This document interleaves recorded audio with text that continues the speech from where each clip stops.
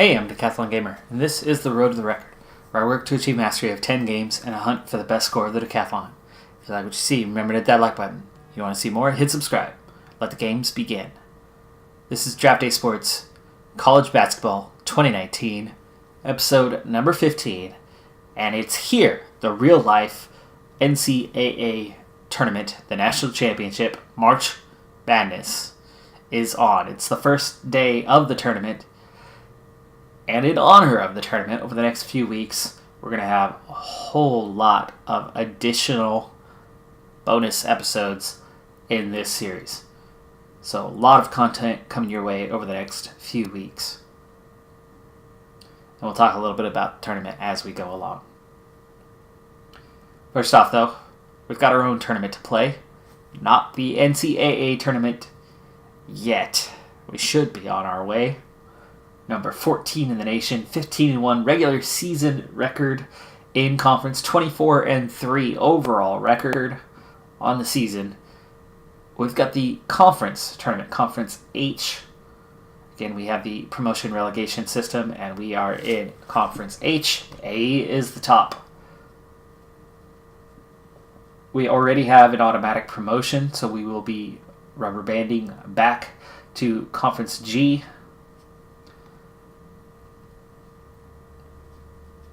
RPI sitting on 20 right now. Chattanooga, even though they are just 12-4, 20-7 overall, their RPI still sits at 15. It's super, super high. They are undefeated at home. They must have played one or two really, really high-ranked teams early in the season and picked up the wins to have such a high RPI.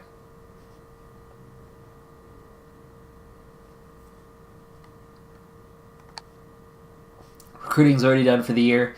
Not as good as this last year, which is why we're in such a good position, because it is two freshmen that are leading the way. But we've got Eric Wynn and James Hampton, point guard center, coming in for next year.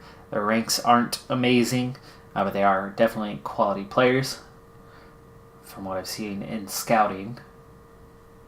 This will be the first round of the conference tournament. The winner's going on to play the top 4 seeds entering, which means I have first round bye. Bottom 4, not in the tournament. But before we get to those games, one more thing to check. So the Norton finalists have been announced, and we didn't make it. Our freshmen, our top freshman, didn't go in. Looking back to the semifinalists, he was 14th, Clint King. But he didn't make the top 10. And that's okay. That is perfectly okay. I think for a good reason, too. Because players declaring for draft, coach, good news for you. None of our underclassmen have decided to leave school to go pro this year. I was pretty well convinced, a good 80% convinced, that Clint King was going to be a one and done and declare for the draft. I thought there was a decent chance that Granberry was going to declare as well and become, like a second round pick. I knew Granberry didn't have a great season, but he certainly had, he's got that 5-star potential. He could be a project, maybe even a late first round kind of pick. For a top team that can sit on a guy and wait for him to develop over a few seasons. I thought Granberry had the potential to be a player like that. But fantastic news. Everybody's going to be back next season, which means we are looking for 2 really good seasons in a row, and then we'll reevaluate at that time when we potentially lose King or Granberry or both. Now, back to that tournament. Let's get through this first day. We'll see what those results are. And find out who we're going to be playing. It's Rutgers, but let's go back and look at the scores first. So, TCU beat East Tennessee. Jacksonville State over Bowling Green. The higher seed winning both of those. Albany beating DeKent's on the road, and then Rutgers hanging on for a close game over College of Charleston. So that's who we'll get here. They are 14-14 overall on the year. Now let's go ahead and check out the scouting report before we play our game. 67% chance of winning here, and Watkins is at a disadvantage to the senior Tillman, but otherwise we have the advantage everywhere. And again, looking at my roster now that we know who's going to be back for next year, the only loss is going to be DeLord, and that shouldn't be a problem. I think for one thing, Runyon behind King very well could step into that position. So DeLord, 3.5 stars. I mean, that is a loss. But Donnie Jefferson should improve. He could easily become, a 2.5 star kind of guy. Runyon's been 2 stars for 3 years now, and as a senior next year, hopefully he will step it up. Plus, we have our recruit Hampton coming in, and he is a good recruit. So hopefully he'll come in, 3 stars or something. And even if we lose about a 0.5 star on that position, if we get a 3-star player as a starter there, and these 2 guys at 4.5 or 5 stars next year, and if we get improvement at these 2 positions, if we get these guys up to like 3 stars plus, we'll be a dangerous team next year. But hey, we still got to finish this year, so I better get to it. We are the favorites for the game. We're not going to have time to watch every game here during this tournament, so I've got to have a little faith in my team and assume that we're going to win this quarterfinal matchup.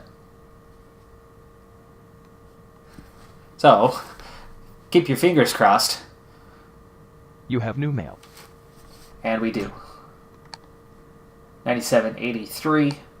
Pretty comfortable in the end on that one. We led most of the game. They did have as much as a 5-point lead, and there were some back and forths early on before we started pulling away before half. 20 fast break points, 14 second chance points to their 2. Clint King, true freshman, power forward, leading the way. 27 points, 2 assists, 15 rebounds, 4 blocks, 3 steals. He is such a good player. Granberry also had 10 rebounds himself. Just 8 points for him, so not even a double-double. But DeLord, 13, 16 for Watkins, 10 for Ramey, and 9 assists for Ramey, so he nearly gets into double-double territory. 54% from the field. Rutgers shot 50% themselves. Surprising, both teams shooting so well. I suppose that makes some sense, as both teams were 80+ and we nearly hit the century mark. Meanwhile, Albany upsets George Washington. They've had a bit of a collapse here late in the season. Chattanooga beats Jacksonville State, and TCU upsets Charlotte. Of course, this was the 4-5 matchup. TCU just missing out over Charlotte. In fact, I think they had identical records, so it does make sense that TCU could get the win there. And that's actually who we're going to get in the next round. So we're going to get TCU. It would have been nice to have Albany, but we get TCU in this game. We'll go ahead and check the scouting report.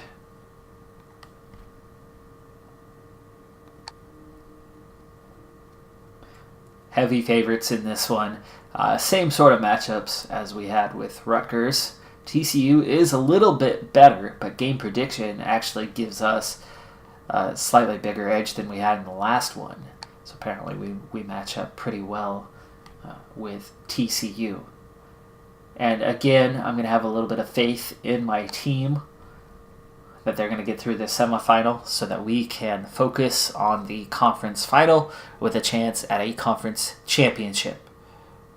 Of course, that's laying down the faith in my team. They've still got to get the job done. Makes me a little nervous. in the semifinal to just leave it to him.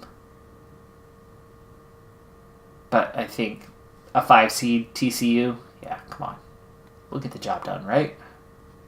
Right? You have new mail. Yes. Yes. Oh, comfortably. 86-62. Second half blowout, though. It was a tight game at halftime, just 4 points.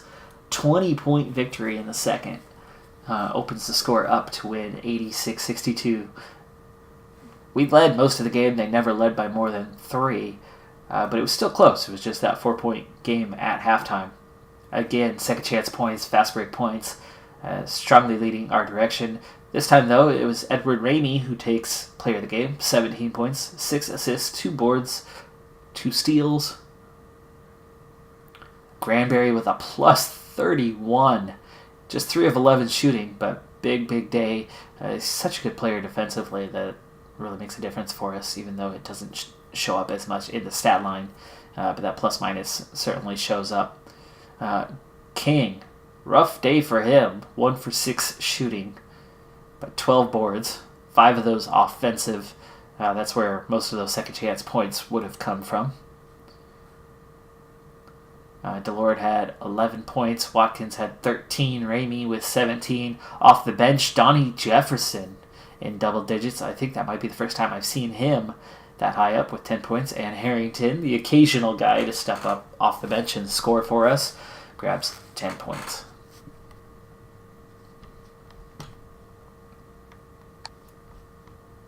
Chattanooga knocks off Albany. So the 2 teams with the highest RPI are going to face off for the conference championship. And look back, we did play Chattanooga earlier in the season. The loss was to the other top team besides Chattanooga, George Washington. We lost to them pretty big on the road. That's the only conference loss we had. However, it is Chattanooga we're interested in right now. We played them at home and won by 2. That was a game we watched. It was so close. It was a 3-pointer at the buzzer for that win. We really struggled that day. Their defense absolutely smothered us. We didn't turn the ball over much, but we shot horribly. So we'll see if we can shoot a bit better today. We don't have home court advantage this time out. And again, they are a team with a very, very high RPI. And actually, I'm a little surprised here. How they, at 22-7, are 15th in RPI when all top 25 matchups have been losses for them. They lost to Arizona by 22 when they were ranked number 3, now number 1 in the nation. They lost to U of O when they were ranked 15th. They lost by almost 30 points in that game. And then, of course, they lost to us. All 3 were on the road. I get that. But I'm actually a little surprised that Chattanooga has such a high RPI when they actually don't even have any top 25 wins. By the way, NCAA switched to net scoring, something I'm still not quite sure of how they're using that. I need to check that out and see what the definition is and kind of what they're coming up with. I get RPI, more or less. I haven't looked at it in a long time closely, but they are not using RPI any longer. So I'm sure in the 2020 edition, they'll have updated that here as well.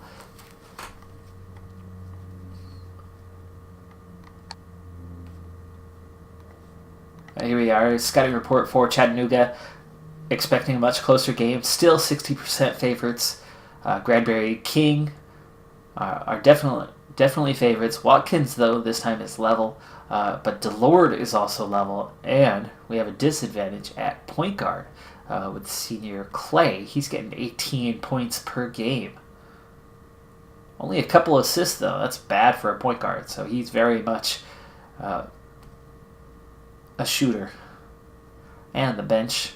Edge goes to them, but I don't use my bench a whole lot this year as we don't have the depth. Clay is outscoring King by a couple points per game.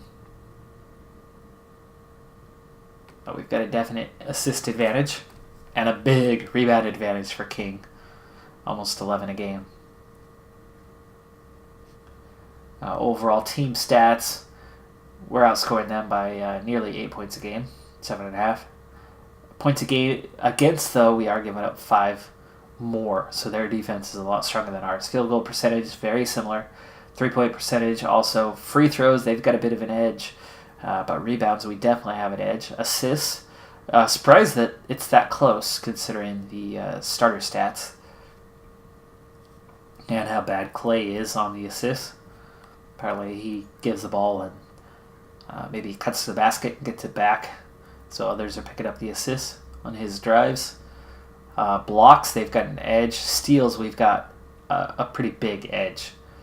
Turnovers, pretty similar. So they've got an edge on free throws. We've got to be careful there. We've got a big offensive edge, but they've got a pretty comfortable defensive edge. Normal paced offense. Not many offensive freedom baskets in the half court. They support an inside attack, with their primary set being the shuffle. Defense, impressive points throughout the game. In the half court, their primary defense is 1-2-2 zone.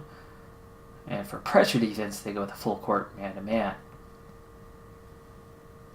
And obviously, Chris Clay is their best player.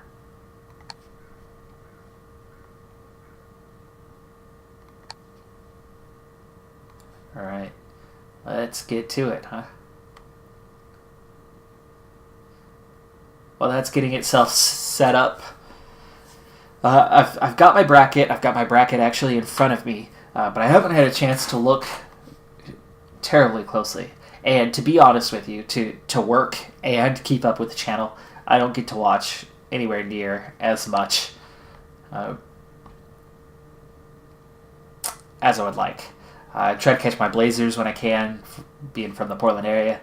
But again, I don't get to see that much. I don't even have a cable package of any kind. I do everything streaming. So,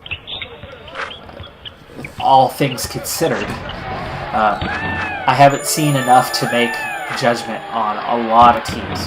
So I actually haven't even filled out a bracket. But I also haven't filled out a bracket in years.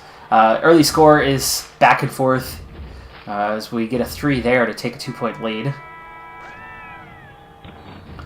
First stoppage, we're starting to build a little momentum.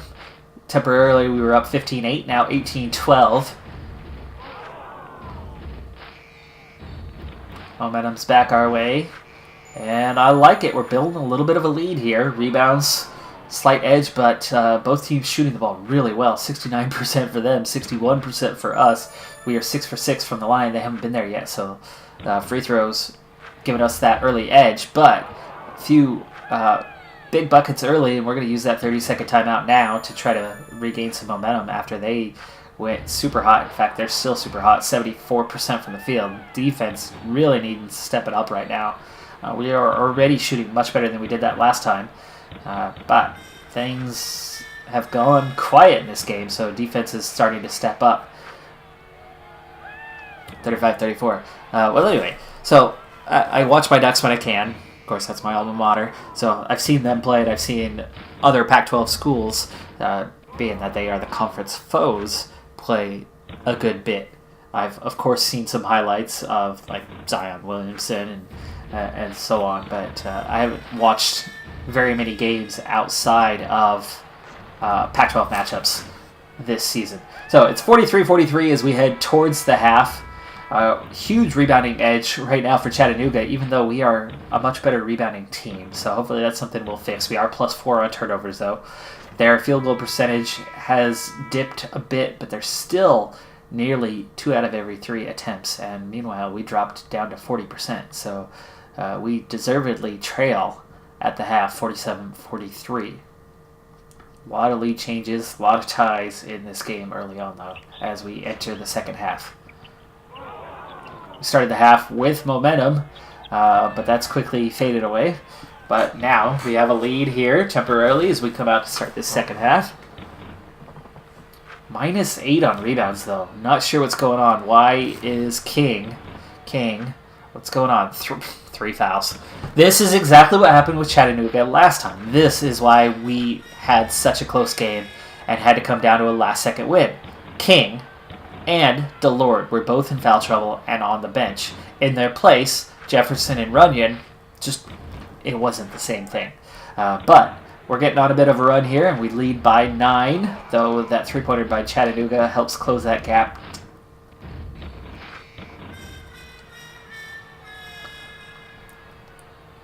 Well, anyway, back on the tournament. So, I'm a big college basketball fan, and not just the boys or the guys. Wow, really? How many attempts do you need from 3 feet away, unguarded? At least it came right back at you, right? Okay, 65-61 at this point. We're going to slow this thing down with 10 minutes to play. Missed shot there, and it's going to go the other way. Chattanooga's ball. Fed it in. Double team. Oh! Defensive foul. Boy, we had that defended so well. That's a bad spot to foul. Shot from the free throw line. No good. It was contested. And Chattanooga, chance to tie here with a 3. Well, anyway, I coach boys and girls basketball. So I'm very much involved in both ends of the spectrum in that game. So I don't just watch the guys. I love watching women's basketball as well. And not the WNBA. Portland doesn't have a team at this point, so I haven't paid much attention to the WNBA, but NCAA women's is very much up my alley. And this season, nice, we get the steal there, and we're going the other way. It's 72-62, missed three-pointer though, and Chattanooga gets the rebound. Didn't follow his shot well enough as the guy defending him grabbed the board on that one. Well, anyway, my alma mater, the University of Oregon, and with that 2, lead cut to 6. Moving the ball around the perimeter here. Ooh. We were called for the foul on that one?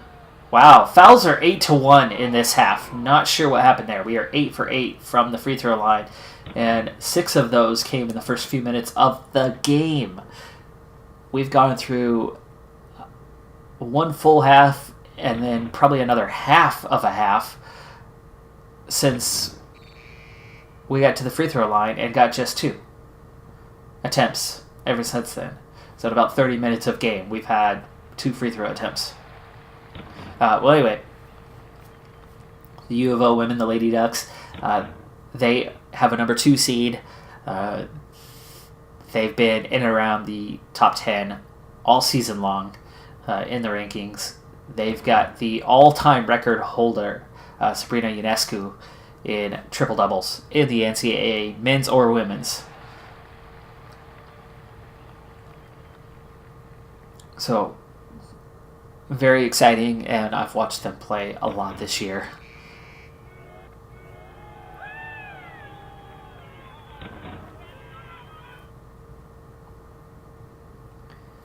So I'll be keeping an eye on both tournaments, and we will continue to talk about both tournaments. I am filming this ahead of time, so both brackets are out. But the games, they got the ball fed inside for the dunk there, wide open too, unguarded on that one. Another miss, and it's 72-68. It is time to use a timeout if they score here. And even if they don't, I might, unless it's a steal. Oh, and another foul. It's 9. Let's use a timeout here. We already fed the ball inside, but I needed to cut some of their momentum away, and no! It did not pay off. We did not get a score. They still have some momentum, and again, a foul!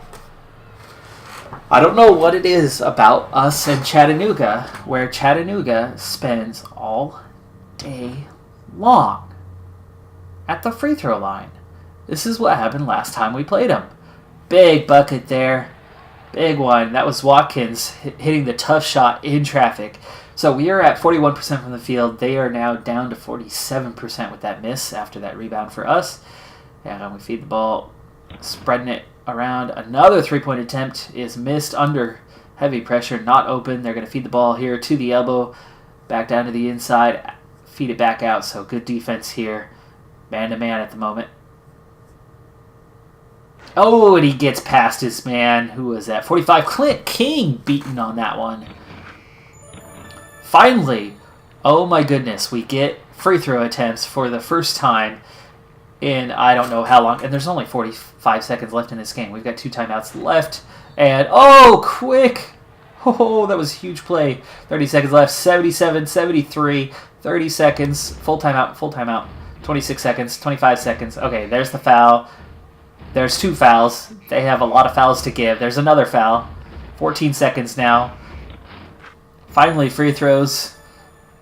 And it's 78-75, 2 seconds left. Final shot, end of the game. Wow, that last few seconds went down quick. They absolutely outshot us, and the free throws were huge. They did end up getting to 6 fouls in the end, but 5 of those came in the last 15 seconds.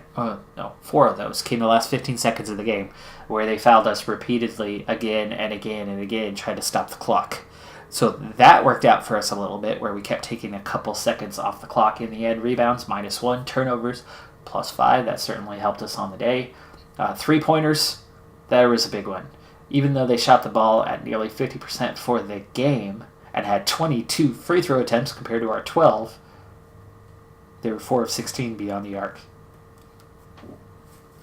10 of 25 for us.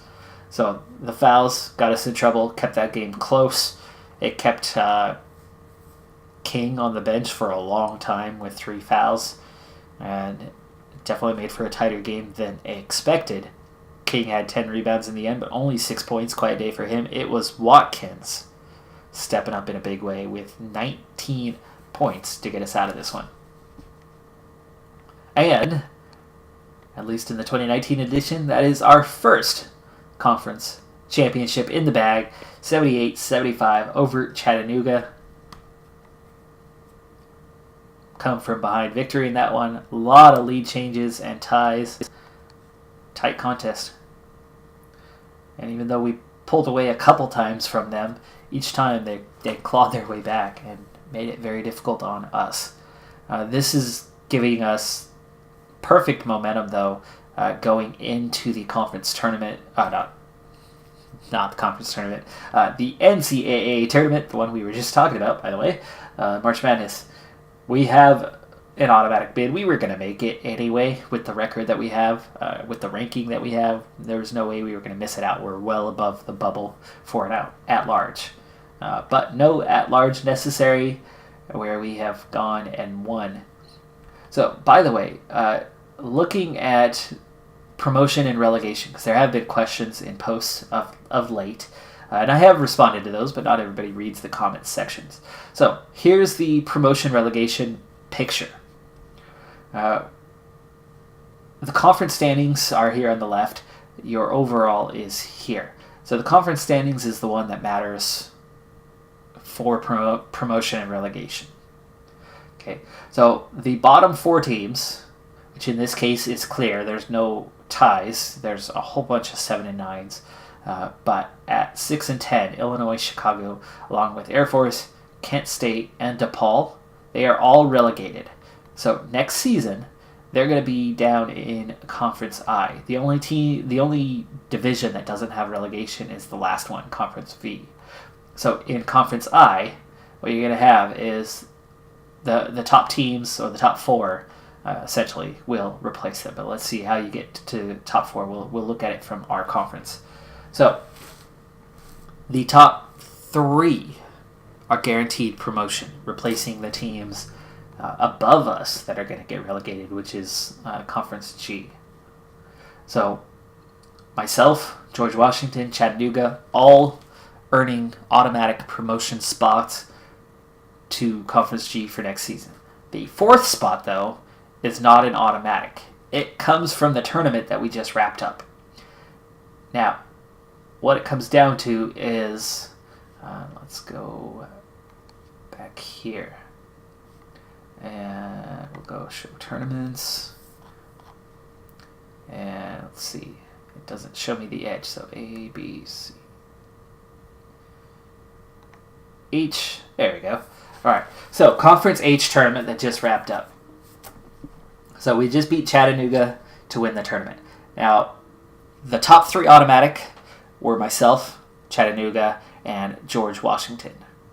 Okay, so this is where it gets a little bit tricky on who that 4th one is.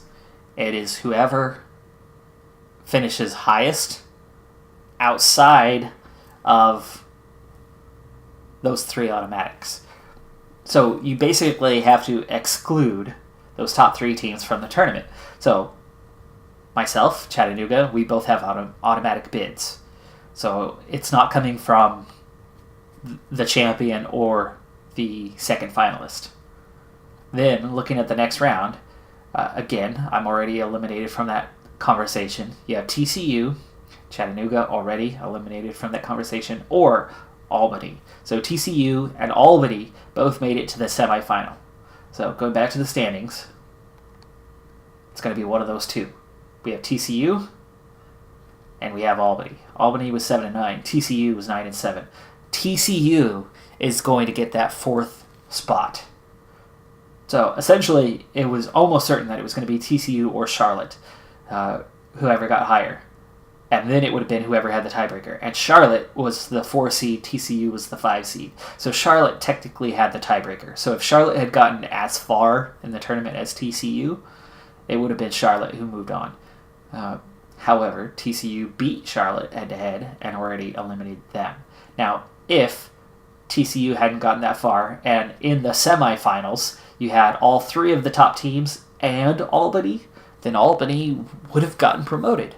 They would have gotten the deepest into the tournament, no tiebreaker necessary, and therefore they would have moved on. So hopefully that all makes sense to everyone, and that's where we're at. So we are guaranteed promotion, and we are also, as the conference tournament winner, not regular season, but as the tournament winner, that gives us A, a conference championship, and B, an automatic bid to the NCAA tournament. So every conference has 1 automatic bid, and then from there, the rest all comes down to at-large bids. And then those work like normal. Rankings, RPI, overall record on the season, that's where your overall record matters on selection for the tournament. So I don't know who won the conference tournament, but let's say it was Arizona, right? So Arizona guaranteed in.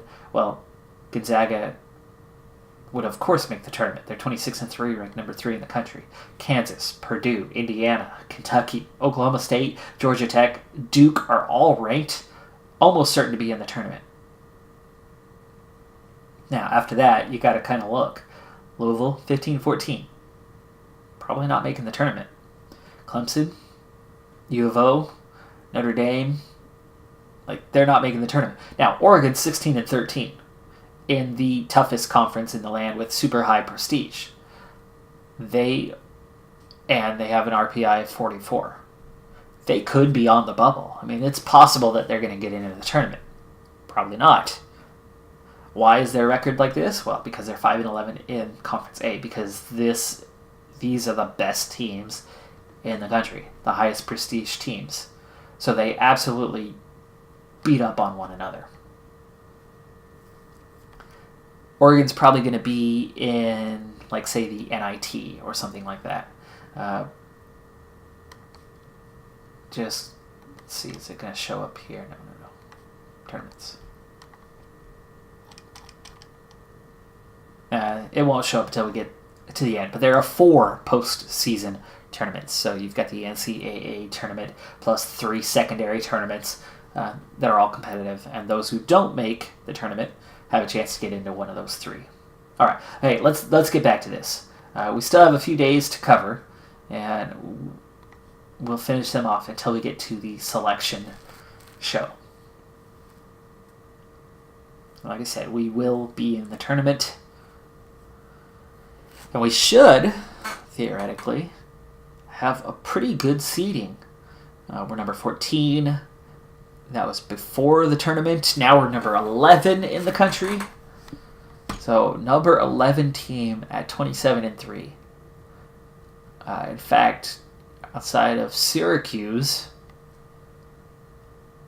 we have the 2nd most wins in the nation, at least amongst those who are ranked in the top 25.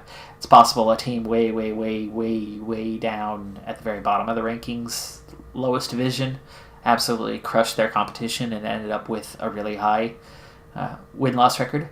However, one thing that this promotion relegation system does, besides being in that appropriate division and beating each other up there, like all those Conference A and Conference B teams do, the non-conference schedule is a lot more balanced than it is in real life. The bottom teams don't just play the bottom teams and then have one or two teams that are Power 5 conference. You don't have just a couple tough games on your schedule where you can run the board and get 25 wins as a low prestige small conference team. But anyway, RPI now 18th, rank now number 11, 27-3. We still have some advancements of the league to do, so we still haven't reached the selection day. Could be just a couple days away. Now it's ready for selection show. And we're going to go ahead and take part and see what happens. Where do we get? Let's watch the show.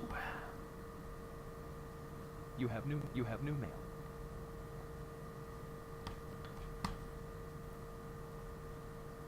Alright, let's go game by game. So, the play-in games, the first four.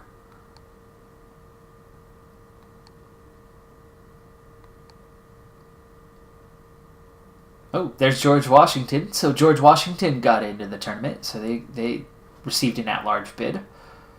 And here we go. Arizona, a number 1 seed.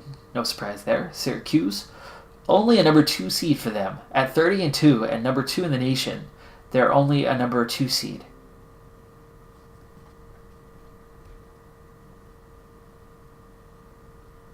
Thank you.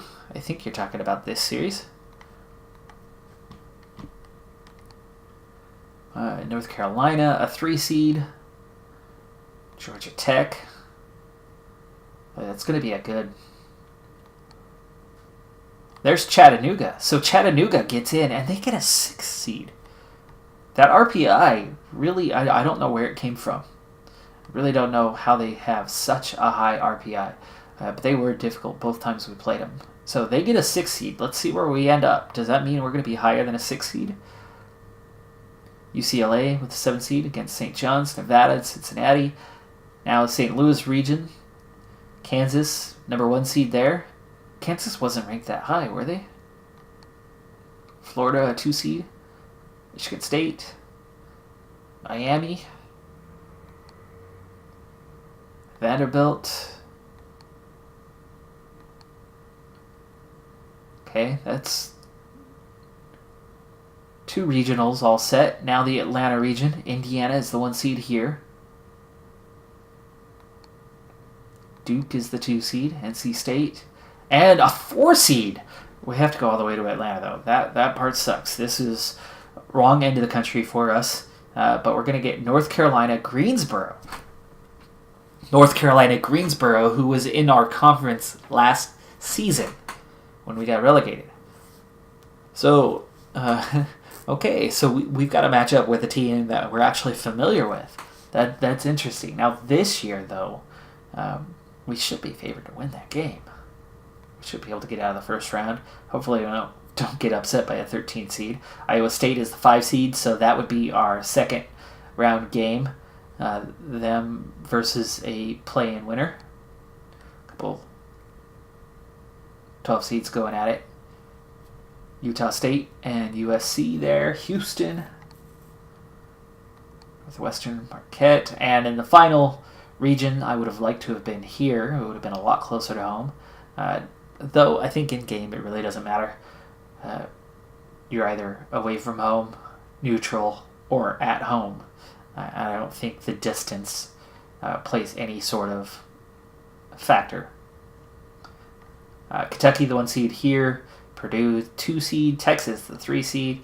And Cal, the 4 seed, versus a Pac-12 school. Washington, so 2 fellow Pac-12 schools. But of course we don't have that set up here. Kansas State, Utah, Wichita, Boston College against Oregon State. All right, so we are into the tournament, which is awesome. And we've got what should be a pretty winnable game to open the tournament for us. Okay, so now we can see the tournaments. We've got the CIT, CBI, NIT, and then the NCAA. So CIT, there's 4 regionals, and then it's going to break down from there. 8 teams in each regional, so there's Duquesne that got in. CBI, same setup, except for it's only 2 regionals, so there's only 16 teams in that one. The NIT, back to the larger 8 teams and 4 regionals. And then, of course, the big one, the NCAA with 64, technically 68 with those 4 extras, which I hated that addition. I still don't care for that addition. You took away the nice, lovely, clean math of 64 teams playing, and then you add in an extra round just so that you could squeeze in a few more at-large games and squeeze in a little more money.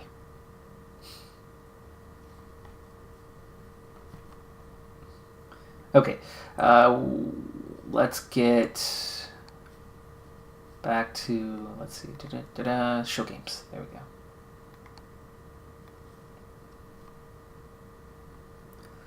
All right, we'll keep an eye on our conferences. Those are the teams we've gotten to know this year. And, of course, our own action is going to matter. So Illinois beats Duquesne, so they are out. Albany gets into the CIT and as well, and they lose to Winthrop. So both of those teams eliminated in the first round. Here we've got George Washington, who made it to the tournament with an at-large bid. Had a nice high RPI that they had, and they're going to have a play-in game with Murray State.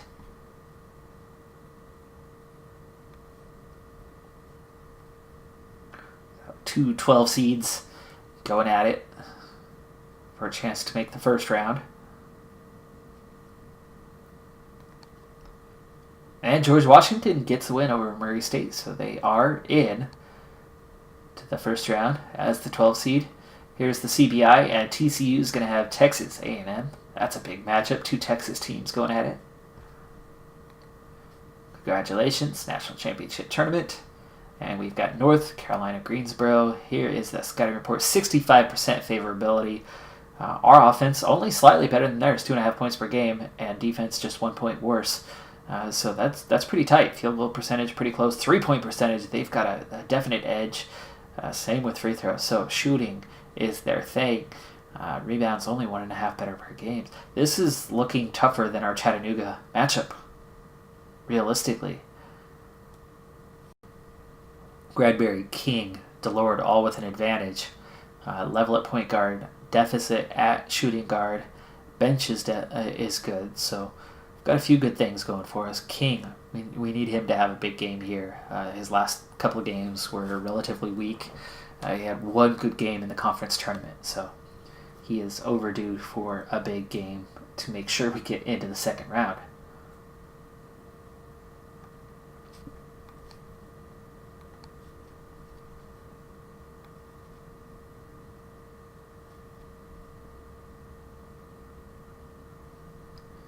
All right, so there you go. Chattanooga, a 6 seed, and Memphis coming up. But meanwhile, it was Texas A&M over TCU there in the CBI, so those teams all getting eliminated. Other than the 3 teams left in the NCAA tournament. And we're going to see the first of these as it's day 1 of the tournament here in game and in real life, day 1 of the tournament as well. Now, to keep up the action, kind of the plan, as Memphis actually knocks off Chattanooga. So, again, I didn't know why their RPI was so high and how they actually even ended up ranked. They jumped to 22nd by getting to the finals of our conference tournament. Not sure kind of how they got there. But there's George Washington as the 12 seed into the first round after the play-in game. They're going to have Iowa State. Meanwhile, I've got North Carolina Greensboro. We'll get to this game, and actually let's just jump into it because I should be wrapping up the video right now, and you want to see what's going on here, don't you?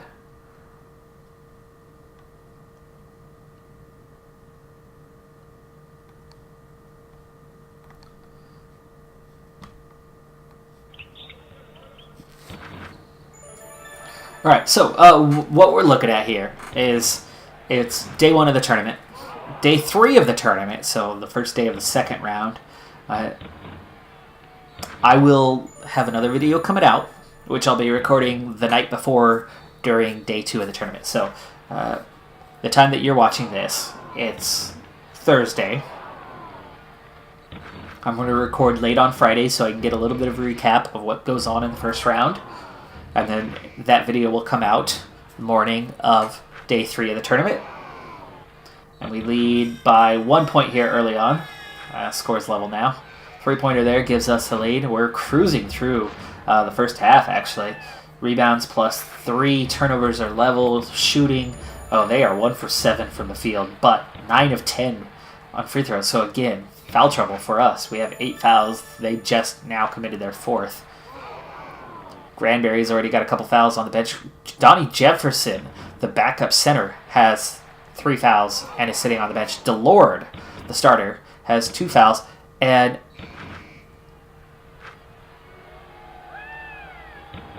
okay, boy, for a second there, I thought I saw, I thought I saw something I didn't see. I thought I saw somebody fouled out. Not the case. Anyway. So we'll get 2 games in this weekend. We already had a couple episodes earlier in the week. However, next week, we're going to do 1 episode each day of the tournament. So Thursday, Friday, Saturday, and Sunday are all going to have episodes being released. One of those will be recorded ahead of time, and then each successive day as the tournament goes on, we'll get episodes in, and you might catch glimpses of footage, but I won't actually be showing because it's not my right to really broadcast that, but we'll talk about it as we go through the tournament. So, at the half, I haven't paid much attention to my game here, and I need to. We trail 38-34, so we've got a lot of work to do here in the second half as we trail against our recent divisional foe. We trail in the rebound department by 4 right now. We trail turnovers by 1. And we're shooting just 33% from the field. Free throws also a pretty big deficit, 18-12 on the attempts. One good thing is we're 5 of 12 beyond the arc. They're just 1 of 5. All right, we trail by 9, so work's cut out for us here. 15 minutes left in the game. 46-39 now. 49-39. North Carolina leading the way. This Greensboro team is had our number so far. Clint King, quiet day, just 4 points, 2 of 7 shooting. He's got 11 boards, but a lot of guys have been on the bench. DeLord, Granberry for long periods of time. Granberry finally getting into the game just now as we trail by 10 with 10 minutes to play. 12-point deficit. I'm going to use timeout there, try to get some momentum built, and not going so well. We're trading buckets right now. We're having trouble stopping them, even though they're only shooting 39% from the field.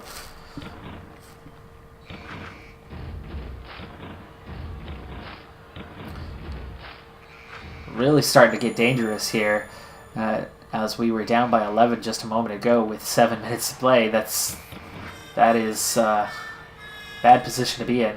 24 for 29 from the free throw line is absolutely the reason why they are leading this game. Fouls, though, at least they are finally reaching some foul trouble, but we've been in some real trouble. Most of their fouls coming from 2 guys, and Tim Lee, their big scorer, is on the bench with 4 fouls. So this is kind of our best chance to get back in this, but we're still down by 11. We've only got 2 timeouts left. Momentum not going their way, so we can keep this going. Feed the ball inside to King. King gets the score there. That's his 10th point of the game. Ramey's got 10. Runyon off the bench has 9. He's played a lot because of Delord out. Delord's got 11 points. And again, a foul and 2 free throws. So we're just trading points at this point, which we cannot afford to do. Feed the ball down low to Harrington. Harrington dishes out to Ramey. Ramey takes the 3. It's a miss. And rebound goes Greensboro's way.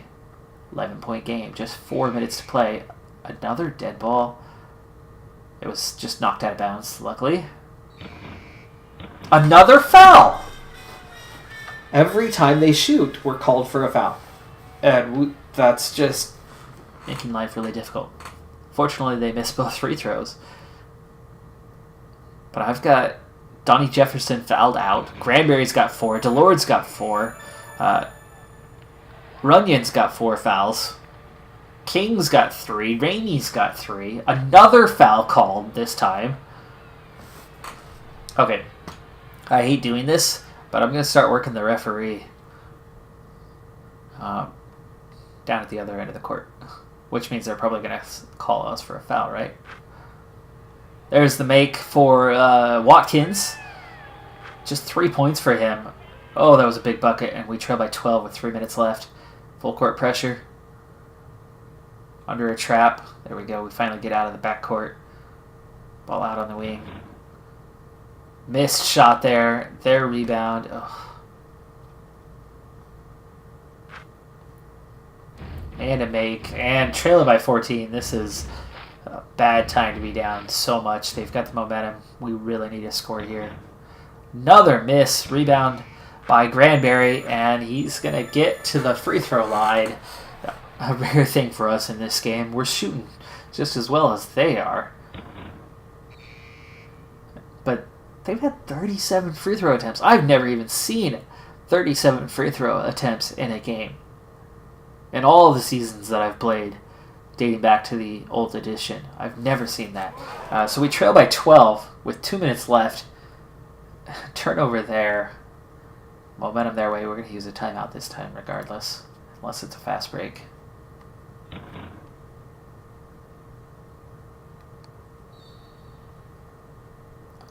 (73-61). Another turnover and a fast break bucket the other way. Here's that full court pressure, which is slowing us down. Minute 16. Minute 12. 14-point deficit. We're working the ball inside. Granberry gets the make, but it very much looks like we're about to get eliminated from this tournament here in the first round. Under a minute to play. No turnover.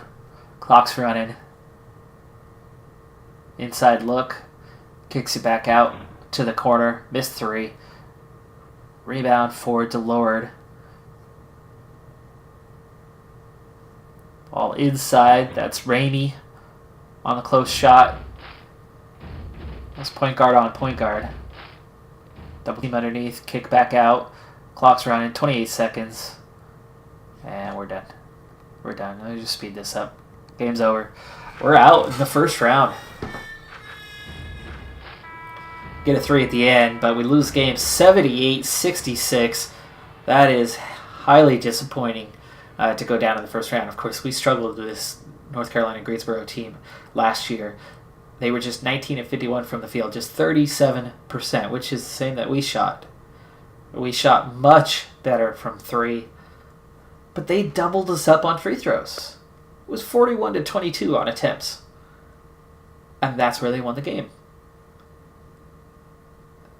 They out-rebounded us a little.